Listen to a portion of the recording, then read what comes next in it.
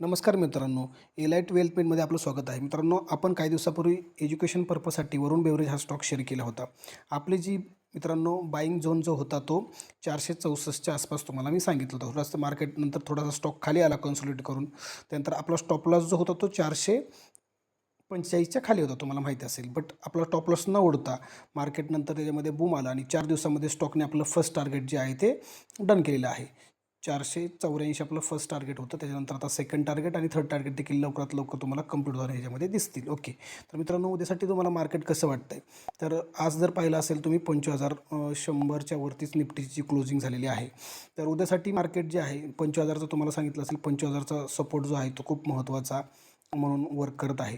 जोपर्यंत मार्केट 25,000च्या वर आहे तोपर्यंत थोडंसं आपण त्याच्यामध्ये बाईंग साईडला आपण राहू शकतो. बट 24,800 ही खूप महत्त्वाची लेवल आहे मार्केटसाठी.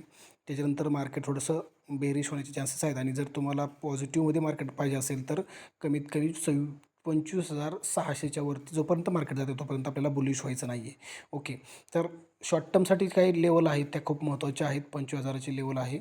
25,000 आपल्याला मार्केट सपोर्ट घेऊ शकतं. आता थोडंसं वॉच करा तुम्ही, कारण की ग्लोबली जे आहे ते मार्केट सगळे पॉझिटिव्ह आहेत, ऑल टाईम हाय आहेत. तर देखील आपण प्रेशरमध्ये आहोत थोडंसं. तर थोडेसे रेंज फॉलो करा आणि ट्रेड करा. थँक्यू.